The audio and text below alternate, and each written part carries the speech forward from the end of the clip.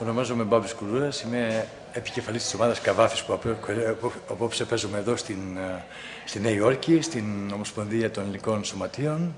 Είμαι πολύ περήφανος και συγκινημένος γι' αυτό και να σας πω ότι αυτή η ομάδα μας έχει παίξει στην Αλεξάνδρεια, στο σπίτι του Καβάφη, στο Παλάτι Τεχνών Αλεξανδρίας, στη Ρωμαϊκή Αγορά, στο Μέγαρο Μουσικής, στο Ίδρυμα Ευγενίδου, στη Μεγάλη Λειτουργιανή Σχολή Παρουσία του Πατριάρχη, στο Πανεπιστήμιο του Ελσίνκι.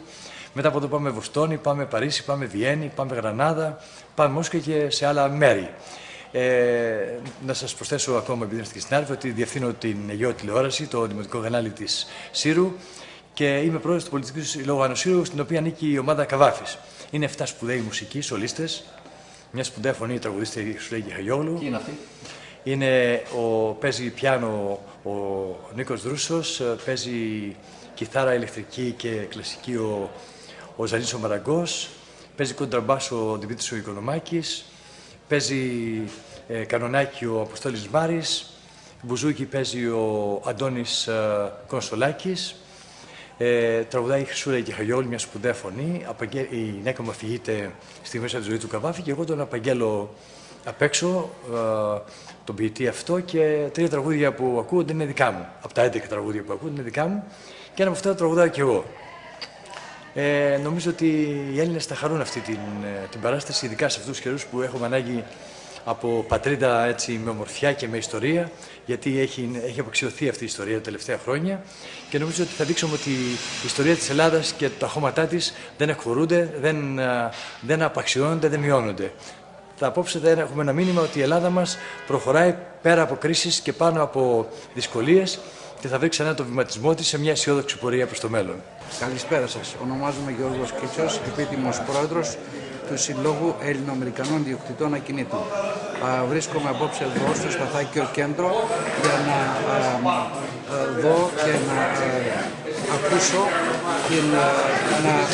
δω και να ακούσω τη μουσικοποιητική εκδήλωση και παράσταση που παρουσιάζεται από τον Πολιτιστικό Σύλλογο Άνω Σύρου με τη συμπαράσταση της Ομοσπονδίας Ελληνικών Σωματείων Νέας Υόρκης. Πανόπουλος, αντιδήμαρχος στο Δήμο Σύρου Ερμούπολης και συνοδεύω εκ μέρους του Δήμου την ομάδα που θα παρουσιάσει τον Καβάφη. Παρουσιάζει την εκδήλωση στη μουσική για τον μεγάλο μας ποιητή, τον Κωνσταντίνο Καβάφη. Είναι μεγάλη χαρά που έχουμε έρθει εδώ ανάμεσά σας, στην ελληνική κοινότητα. Νιώθουμε όλοι συγκινημένοι και ελπίζουμε να σας μεταδώσουμε με την εκδήλωση ένα μέρος από τη συγκίνηση που εμείς νιώθουμε. Εδώ υπάρχει ένα κενό. Θα μπορούσατε να μου μιλήσετε λίγο για την ελληνική σας ηλικία ή να το γράψετε ίσως?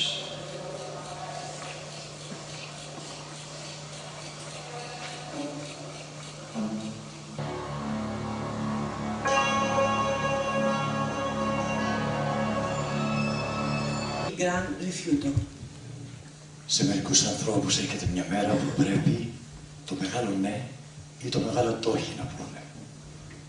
Φανερώνεται αμέσως όποιος το έχει έτοιμο μέσα του το ναι και λέγοντάς το πέρα του πηγαίνει στην τιμή και στην πεποίθησή του. Ο αρνητής δεν μετανιώνει. Αν το ρωτούνταν πάλι, όχι θα ξαναέλεγε. Γιάννη Τσαρούχη, σκέψεις για τον Καβάφη. Όχι αδύνατο να καθορίσει κανείς που έγκυται η γοητεία ενός ποιητού. Όχι βέβαια στη μορφή που ξεπερνιέται αμέσως με την πρώτη απομίμηση ή με το πέρασμα του χρόνου. Η ποίηση θα είναι πάντα κάτι άλλο. Η μορφή της ποιήσεως του Καβάφη ίσως τα έχει όλα εναντίον της. Κι όμως, πάντα θυμάσαι ένα ποίημά του και επιθυμείς να το ξαναδιαβάσεις, περιμένοντας πάντα να βρεις περισσότερα από αυτά που έχει, πέρα από μια επίφαση αισθηματολογίας που ξεγελά πολλούς που συγχαίουν την πλαδαρότητα της Μέσης Ανατολής με κάτι το ιερό που υπάρχει σε αυτά τα μέρη.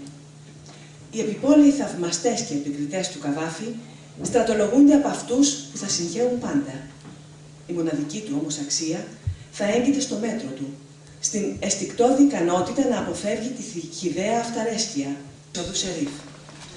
Μικρός πολυέφυγα. Το ποίημα του Τένισου ήταν συγκινητικό. Η βιογραφία του παρέα είναι πράγματι ενισούγημα. Διασκεδαστική ήταν τη ιστορία του Δουμάου, του Ζουίκας. Ο κύριος έξω με κούρασε λίγο. Ο Τζέκο του Μακόλη με τον ξαναλαμίδι στις βακάνες. Να όμως, κάτι πολύ καλύτερο από τις σελίδες του κατά προκτήσεις. Μόνο μην αγγελθούν τίποτα μητέρες. Πάμε στο δωματίο σου.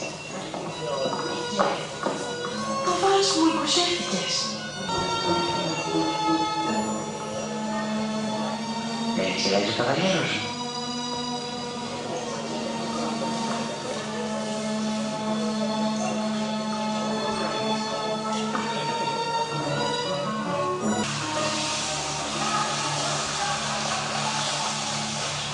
Ξέρεις την ορμή του Δήμου μας. Τι θέλει στη λιπονή κεφάλι.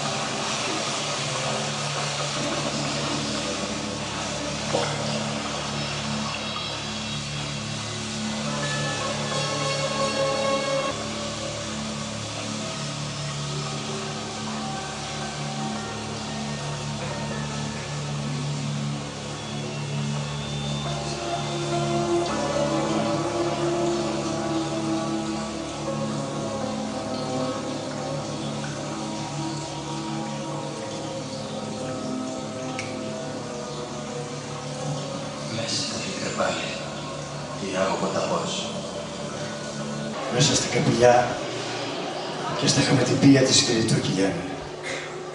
Δεν ήθελα να μένω στην Αλεξάνδρεια εγώ και πήγε με το επάρχο των Ιών για να ποτίσει μια έπαυλη στον Ήλο, ένα μέγαρο στην πόλη. Δεν έκανα να μένω στην Αλεξάνδρεια εγώ. Μέσα στα καπηλιά και στα χαμετυπία της Βηρητού κυλιάνε. Μέσα φτελή κρεπάλι διάβολο τα πώς.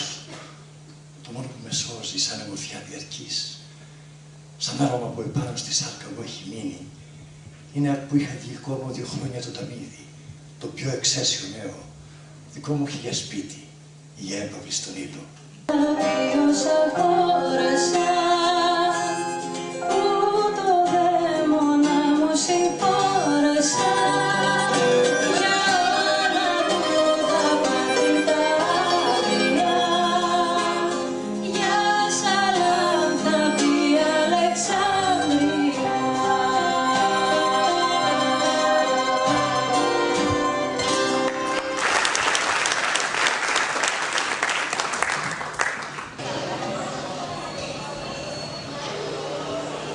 Invited me here to talk about the poet Konstantinos Kavafis.